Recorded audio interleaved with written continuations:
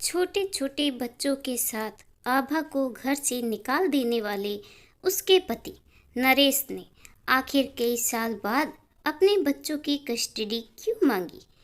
इसके पीछे कोई साजिश थी या उसके हाथों में कोर्ट का नोटिस फड़फड़ा रहा था। हस्त-पस्त सी बैठी थी वह। उसे एकदम जड़वत बैठा देखकर उसके दोनों बच्चे उससे चिपक गए। उनके स्पर्श मात्र से उसकी ममता का सैलाब उमड़ आया और आंसू बहने लगे। आंसुओं की धारा उसके चेहरे को ही नहीं, उसके मन को भी भिगो रही थी। ने जाने इस समय वह कितनी भावनाओं की लहरों पर उतर चढ़ रही थी। घबराहट, दुख, डर, अपमान, असमंजस और न जाने क्या क्या झेलना बाकी है अभी। संघर्षों का दौर है कि थमने का नाम ही नहीं ले रहा है। जब भी उसे लगता कि उसकी जिंदगी में अब ठहराव आ गया है, सब कुछ सामान्य हो गया है, कि फिर उथल पुथल शुरू हो जाती। दोनों बच्चों को अलग पालने में जो उसने मुसीबतें झेली थी, उनके परिस्थितियों को समझने लायक बड़े होने के बाद उसने सोचा था कि वह कम हो जाएगा, और हुआ भी था। पल्लवी 11 साल की हो गई थी और पल्लव 9 साल का। दोनों अपनी माँ की परेशानियों को न सिर्फ समझने लगे थे, सच्चाई से अवगत होने के बाद उन्होंने अपने पापा के बारे में पूछना भी छोड़ दिया था। पिता की कमी वह भी महसूस करते थे, पर नानी और मामा से उनके बारे में थोड़ा बहुत जानने के बाद वह दोनों इस तरह से माँ की ढाल बन गए थे। वह नहीं चाहती थी कि उसके बच्चों को अपने पापा का पूरा सच मालूम हो, इसीलिए कभी विस्तार से इस बारे में बात नहीं की थी। उसे अपनी ममता पर भरोसा था कि उसके बच्चे उसे गलत नहीं समझेंगे। कागज पर लिखे शब्द मानो शोर बनकर उसके आसपास चक्कर लगा रहे थे। चरित्रहीन, चरित्रहीन है ये, चरित्रहीन है, इसीलिए बच्चों को अपने पास रखने का भी हक नहीं है। ऐसी स्त्री के पास बच्चे सुरक्षित कैसे रह सकते हैं? उन्हें अच्छे संस्कार कैसे मिल सकते हैं? इसीलिए बच्चों की कस्टडी मुझे मिलनी चाहिए। एक पिता होने के नाते मैं उनका ध्यान ज़्यादा अच्छी तरह से रख सकता हूँ और उनका भविष्य भी सुरक्षित कर सकता हूँ।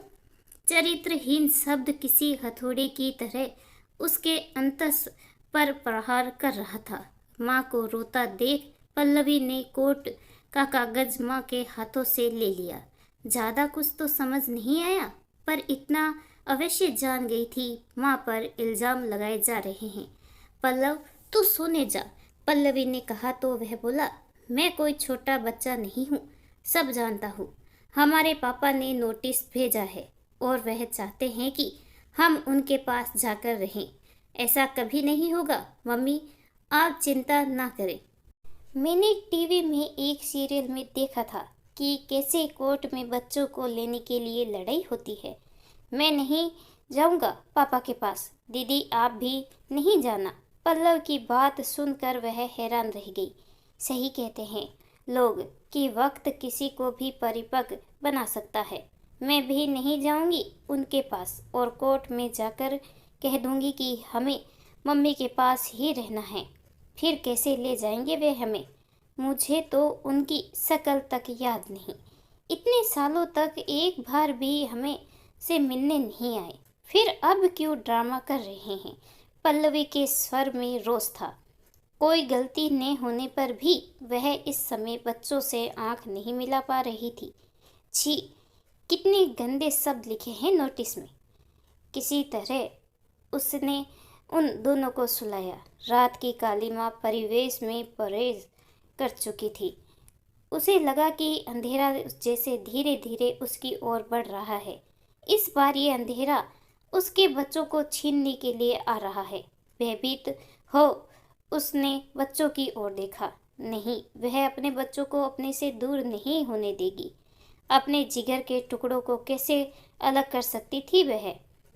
तब कहाँ गया था पिता का अधिकार, जब उसे बच्चों के साथ घर छोड़ने पर मजबूर किया गया था?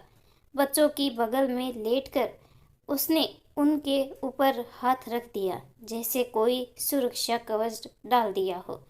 उसके दिलो दिमाग में बार बार चरित्रहीन शब्द किसी पेन शीशे की तरह चुभ रहा था।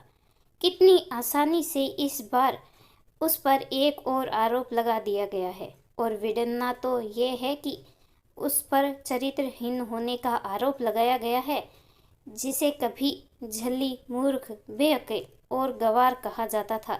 आभा को लगा कि नरेश का स्वर इस कमरे में भी गूंज रहा है कि तुम चरित्रहीन हो, तुम चरित्रहीन हो।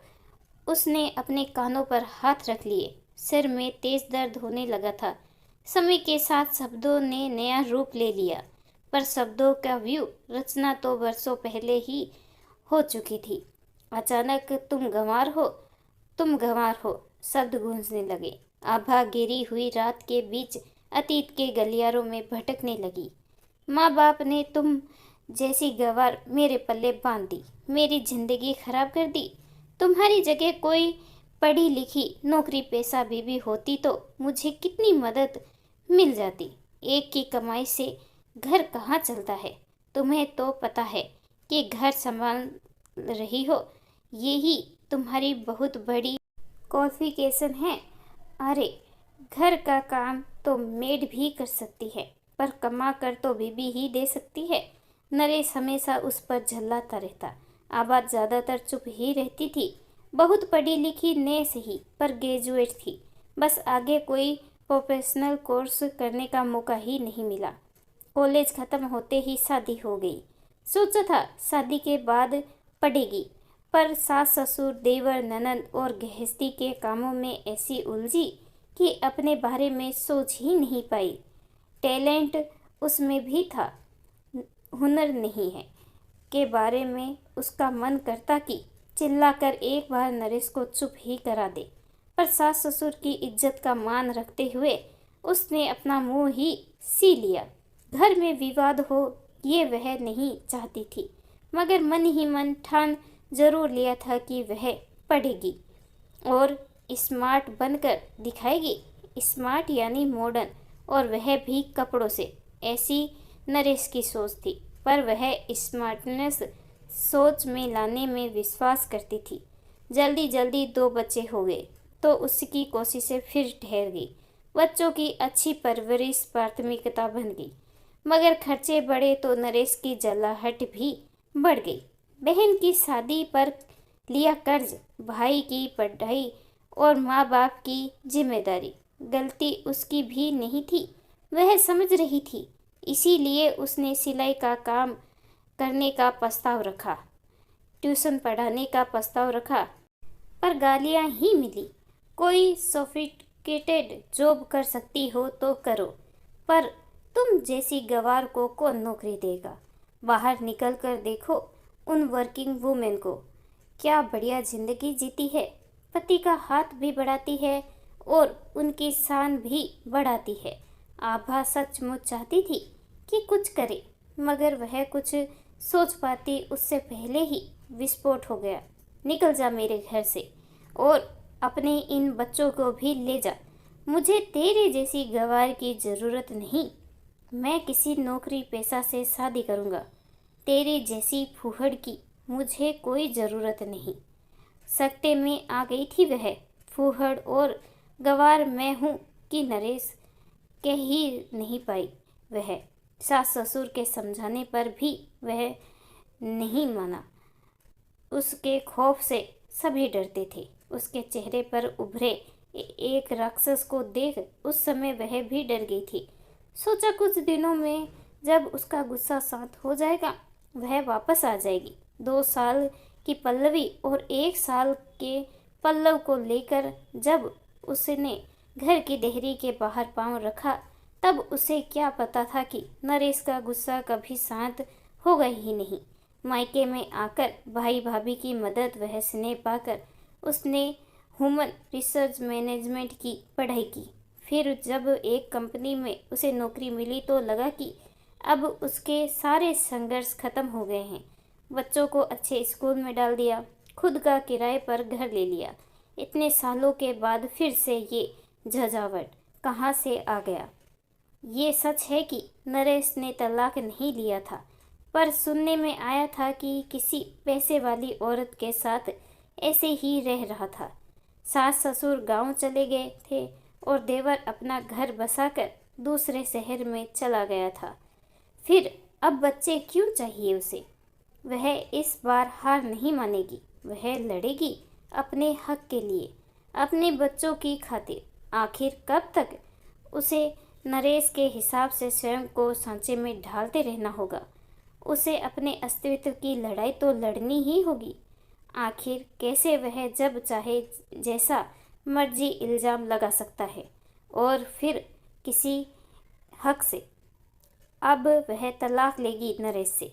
अदालत में जज के सामने खड़ी थी आभा। मैं अपने बच्चों को किसी भी हालत में इसे नहीं सौंप सकती हूँ। मेरे बच्चे सिर्फ मेरे हैं। पिता का कोई दायित्व कब निभाया है इस आदमी ने?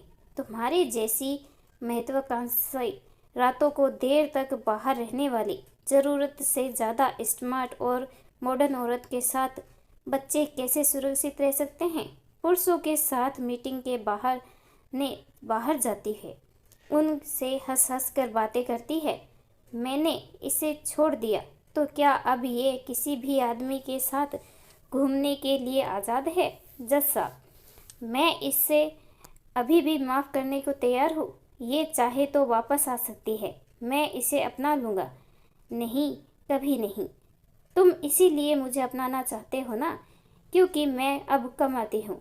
तुम्हें उस अमीर औरत ने बेइज्जत करके बाहर निकाल दिया है और तुम चाहते हो कि मैं तुम्हें कमा कर खिलाऊं। नरेश, मैं तुम्हारे हाथों की कठपुतली बनने को तैयार नहीं हूँ और न ही तुम्हें बच्चों की कस्टडी दूंगी। हाँ, तुमसे तलाक ज़रूर लूँगी। जज साहब, अगर बच्चों को अच्छी ज़िंदगी देने के लिए मेहनत कर पैसा कमाना चरित्रहीनता की निशानी है, तो मैं चरित्रहीन हूँ। जब मैं घर की देहरी के अंदर खुश थी तो मुझे गंवार कहा गया। जब मैंने घर की देहरी के बाहर पाँव रखा तो मैं चरित्रहीन हो गई। आखिर ये कैसी पुरुष मानसिकता है? अपने हिसाब से तोड़ी मरोड़ती रहती है औरत के अस्तित्व को, उसकी भावनाओं को अपने दम के नीचे कुचलती रहती है। मुझे बताइए, मैं चरित्रहीन हूँ या नरेश जैसा पुरुष?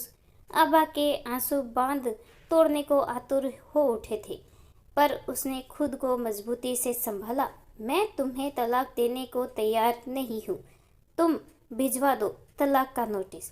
चक्कर लगाती रहना फिर अदालत के बरसों तक। नरेश फुफारता था। केस केस चलता जा रहा था। पल्लवी और पल्लव को आभा को न चाहते हुए भी केस में घसीटना पड़ा। जज ने कहा कि बच्चे इतने बड़े हैं कि उनसे पूछना जरूरी है कि वह किसके साथ रहना चाहते हैं। हम इस आदमी को जानते नहीं हैं, आज पहली बार देख रहे हैं, फिर इसके साथ कैसे जा सकते हैं? हम अपनी माँ के साथ ही रहेंगे। अदालत में 2 साल तक केस चलने के बाद जज साहब ने फैसला सुनाया। नरेश को बच्चों की कस्टडी नहीं मिल सकती और आभा पर मानसिक रूप से अत्याचार करने, वह उसकी इज्जत पर कीचड़ उछालने के जुर्म में उस पर मानहानि का मुकदमा चलाया जाए। ऐसी घृणित सोच वाले पुरुष ही औरत की अस्मिता को लहूलुहान करते हैं और समाज में उसे सम्मान दिलाने के बजाय उसके सम्मान को तार तार कर जीवन में आगे बढ़ने रोक देते हैं। आभा को परेशान करने के एवरेज में नरेश को उन्हें 5 लाख का हर्जाना भी देना होगा। आभा ने नरेश के आगे तलाक के पेपर रख दिए। पूरी तरह से हारे हुए नरेश के सामने कोई विकल्प बिल्कुल नहीं बचा था। दोनों बच्चों के लिए तो वह एक अजनबी था ही। कांपते हाथों से उसने पेपर पर साइन कर दिए। अदालत से बाहर निकलते हुए आभा के कदमों में एक दृढ़ता थी। दोनों बच्चों ने उसे कसकर पकड़ लिया था। इस कहानी के बारे में आपकी क्या राय है, कमेंट करके ज़रूर बताइएगा। कहानी अच्छी लगे please like share and subscribe करना बिल्कुल ना भूलें। धन्यवाद।